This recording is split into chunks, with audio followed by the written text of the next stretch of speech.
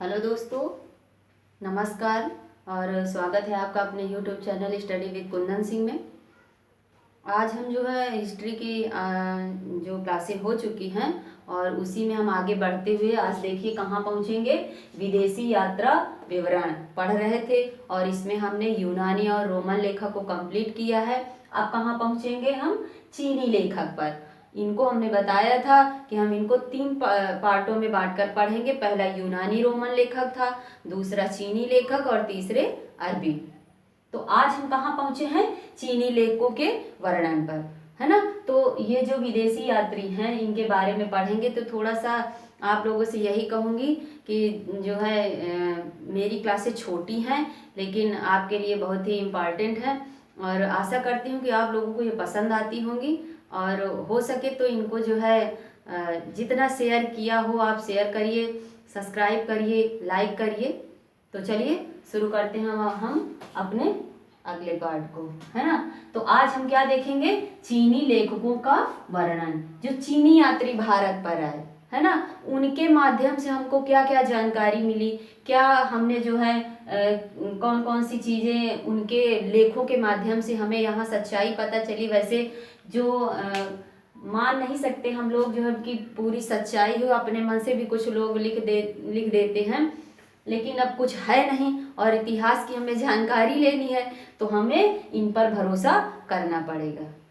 अब वैसे बाकी आप लोग जो है पढ़ते ही होंगे।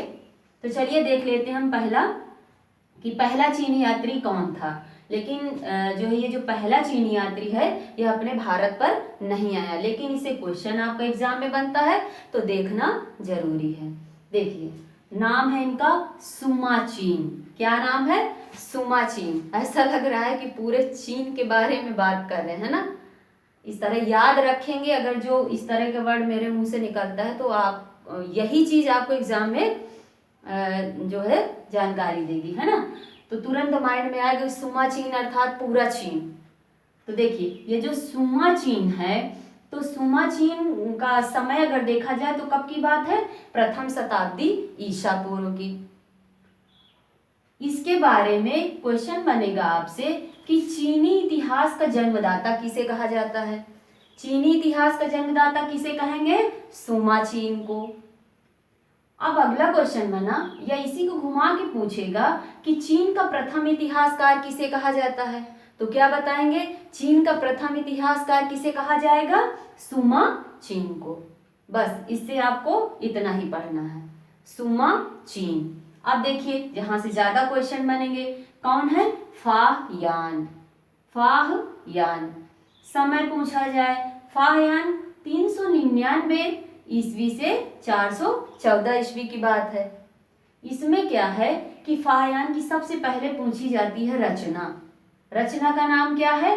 फू को की या फू क्यों की भी से कहते हैं। क्या है रचना फाहयान की? फू को की। और इसे हम कह सकते हैं, क्या कह सकते हैं? भारत दशा का विवरण। एक क्वेश्चन बना। अब दूसरे में पहुंचे। अब बनेगा क्वेश्चन कि फाहयान किसके समय भारत आया था, या फाहयान जब भारत आया था तो उस समय कौन सा शासक था? तो बताएंगे कि फाहयान चंद्रगुप्त द्वितीय के समय भारत आया था। फाहयान कौन था? फाहयान एक बौद्ध भिक्षु था। यहाँ आने से पहले उसको लगा कि जो विनय पिटक है तो उसके कुछ अंश अपूर्ण हैं, पूरे नहीं, तो वो उसकी जानकारी के लिए, उसे प्राप्त करने के लिए भारत आया था। अब देखिए अब क्वेश्चन बनेगा, फाहयान ने ही बताया था कि गुप्त काल में जो वस्तु विनिमय है, वस्तुओं की अदला बदली है, तो उसका माध्यम का क्या था? किसके माध्यम से वस्तुओं का वस्तु विनिमय किया जाता था? तो कौड़ियां चलती थी। क्या माध्यम था? कौड़ियां। ठीक।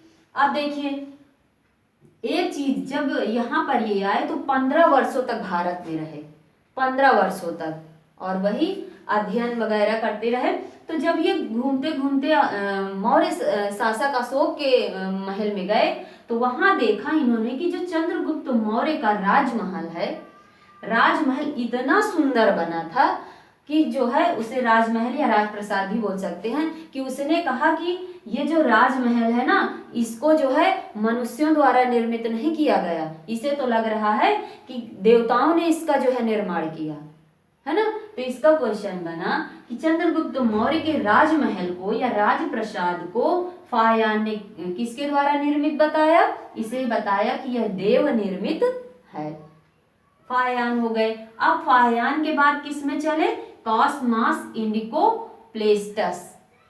कॉस्मास इंडिको प्लेस्टस, ऐसा लग रहा है कि इंडिया की प्लेट है ना। अगर इस तरह याद करेंगे तो याद रहेगा, या अपना इस तरह देख लें, कॉस्मास इंडिको प्लेस्टस।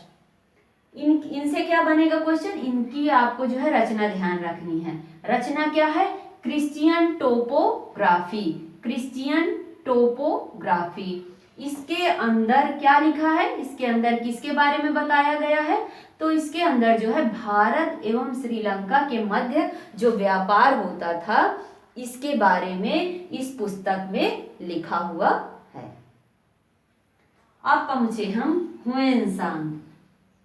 ह्वेनसांग समय देखेंगे 629 से 643 ईसा पूर्व की बात है ना। तो इनसे बना ह्वेनसांग की जो है रचना का नाम क्या है? ह्वेनसांग की रचना का नाम है सीयू की।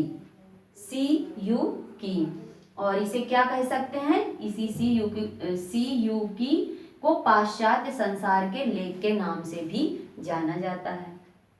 अब देखिए ह्वेनसांग जो थे, ह्वेनसांग ने बताया कि जो ह्वेनसांग कब भारत आए या किसका शासन काल था? तो ह्वेनसांग सम्राट हर्षवर्धन के समय भारत आए थे। समय किसका था? हर्षवर्धन का। और ये कितने वर्षों तक यहाँ पर रहे या भ्रमण करते रहे, निवास करते रहे? तो 13 वर्षों तक भारत में, 13 वर्षों तक इन्होंने यहाँ पर निवास किया। और शिक्षा कहाँ ग्रहण की? नालंदा विश्वविद्यालय में ह्वेनसांग ने शिक्षा ग्रहण की। इसके बाद क्वेश्चन बनेगा कि यात्रियों का सम्राट किसे कहा जाता है? यात्रियों का सम्राट किसे कहा जाता है? तो ह्वेनसांग को। यात्रियों का सम्राट ह्वेनसांग को कहा जाता है। ह्वेनसांग ने किसे शिलादित्य की उपाधि दी? तो ह्वेनसांग ने किसे शिलादित्य की उपाधि दी? तो सम्राट हर्षवर्धन को इन्होंने शिलादित्य की उपाधि दी थी। तो ये रहा हमारा चीनी लेखों का छोटा सा पार्ट। और इसके बाद जो बाकी बचे हैं उनमें उनकी रचनाएं, उनके नाम ज्यादा से ज्यादा क्वेश्चन बनते हैं और बनेंगे आपके एग्जाम में। तो किसके? ह्वेनसांग के और फाहयान के। तो बाकी जो लेखक बचे हैं चीनी, तो उनको हम अगले पार्ट में देखेंगे। आप जो है इसको अच्छे से देखिए, तैयार करिए, और जो है बाकी क्या सब आप लोग जानते हैं। और अपने इस चैनल को लाइक शेयर सब्सक्राइब करिए। धन्यवाद।